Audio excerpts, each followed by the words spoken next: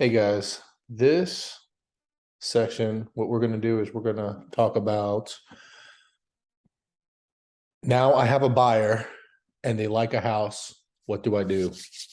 So, first things first, if y'all can see my screen, we're going to assume right now that your client is looking to purchase this house, 1102 Overton Street. Now, the first thing I'm going to do is I'm going to be in either my PDF Expert or my Doc Hub, and I'm going to create a new buyer. I'm gonna put their name in there and I'm gonna use our buyer pack to upload all the documents. Once I do that, I get everything ready.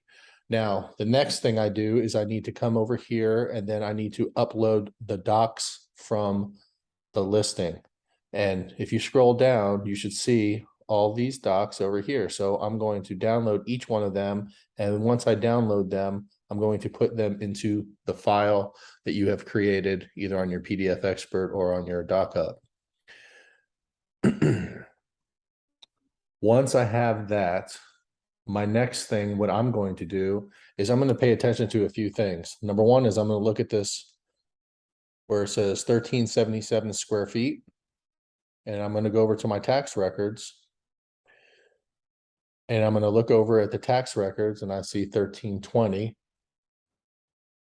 So there might be a little discrepancy here. What I'm going to do is I'm always going to ask the person that is listing this that if there is a big enough discrepancy, where's the discrepancy? Do they have anything showing the property's square footage?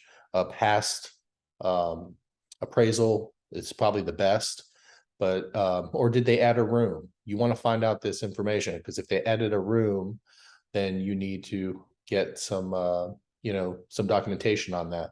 Now, if they didn't, and it was, let's say, 300 feet off, I'm going to recommend that they get an appraiser to go out there and do a measurement so I can get something accurate, because it will matter in the long run. I know that everything doesn't go by square foot, but you're definitely going to have buyers that think that everything does, and they're going to be looking at that. So you definitely want to take a look at that. The next thing, while I'm still on this front page, is I'm going to scroll down to the bottom and I'm going to look at the flood zones. Now, this is important because especially in some areas that you have not been working, Donaldson's a big one, some areas in Nolansville, they change the maps constantly on flood zones. So you definitely want to make sure that there's no that says minimal. And if it doesn't say minimal and it does say high risk, or there's a couple, 2 or 3 different ones here, what you want to do is make sure that they do not need insurance, flood insurance on that. Now, different banks do different things. So if they do not need flood insurance, but your client is using a bank that if the property is in a flood zone anywhere, they might require it. Most banks only require it if the flood zone actually touches the building. So that's something you're going to have to double check. And then you want to also have the title company double check on that. All right. Next, when we are filling out the purchase and sale agreement, I know a lot of people do not realize this, so we're going to go over here.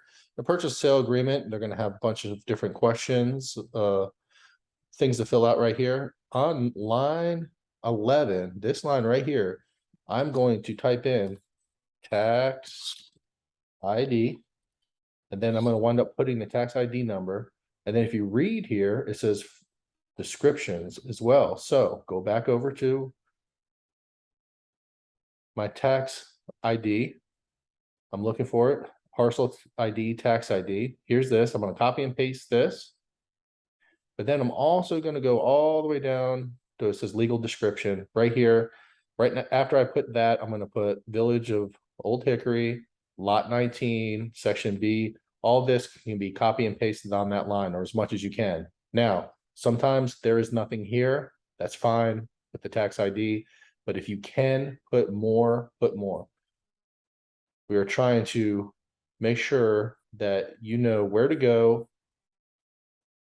to fill out most of the stuff and stop leaving blank spots on the purchase and sale agreement.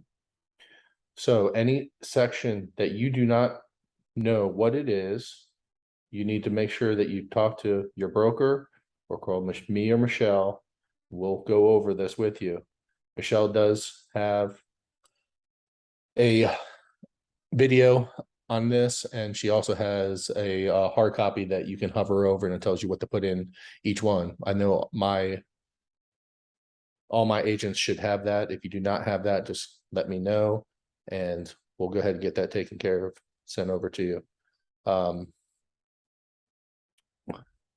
that should be it on this. The other one thing I do want to show some of you people that you guys were talking about would be searching around. Let's say I have an open house for this area. Here's a good thing that you can do. If you click here, view larger map,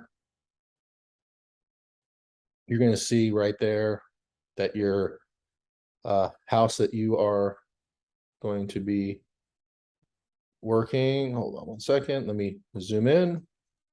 So there's a house. So if I really wanted to, and I wanted to go door knock, or I just want to, start working these, this neighborhood, you can just click on the one next to it and you see it's going to have who owns the house. You can try to get their phone number somewhere. So you can actually go and do CMAs and send them to to that house, or you can door knock, or you can try to find telephone numbers if they're not on a do not call list. It's just another way of getting in front of your neighbors. Hey, I'm going to have an open house this weekend at this house, or hey, I don't know if you noticed, but since you bought your house for $80,000, there's one or two houses that are going for $400,000. If you're interested in selling, and you know anybody else, so it's just another way to get in front of somebody and show them what you know about the area. And that's it.